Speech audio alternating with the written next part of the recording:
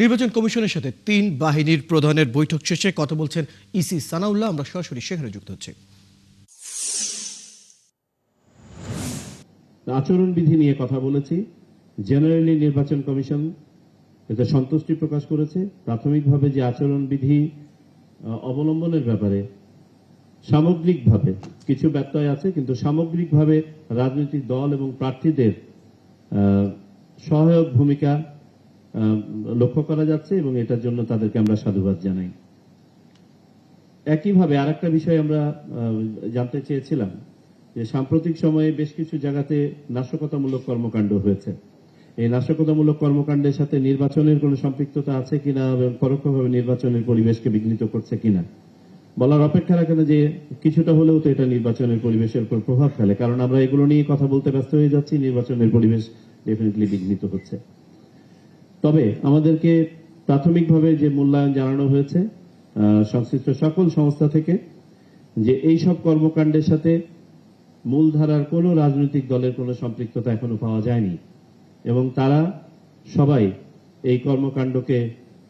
এই সকল কর্মকাণ্ডকে সমর্থন না করে বরং এগুলোর বিরূপ প্রভাবের উপরেই আলোকপাত করেছেন এবং এগুলোকে তারা ডিফাই করেছেন।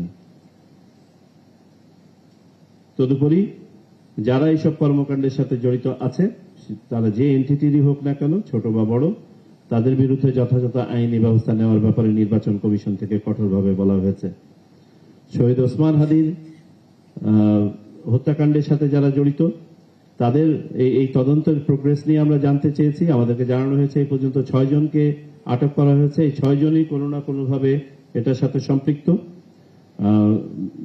2 জনকে তিন জনকে মূল যারা হত্যাকাণ্ডের সাথে জড়িত ছিল সেই 2 জন এবং একজনকে সন্দেহ করা হচ্ছে যে পালিয়ে যেতে সহযোগিতা করেছে। এই 3 জনের ব্যাপারে এখনো পর্যন্ত অভিযান চলমান আছে বলে আমাদেরকে জানানো হয়েছে। আমরা এগুলোকে ত্বরান্বিত করতে এবং একনিষ্ঠভাবে এগিয়ে নিতে নির্দেশনা দিয়েছি। পোস্টাল ভোট নিয়ে আলোচনা হয়েছে যে আমাদের আর মাত্র 4 দিন বাকি আছে। পোস্টাল ভোটে যারা ভোট দিতে পারবেন তাদের রেজিস্ট্রেশনের, তারা যেন সময় মতন রেজিস্ট্রেশন সম্পন্ন করেন সেগুলোর জন্য বলা হয়েছে।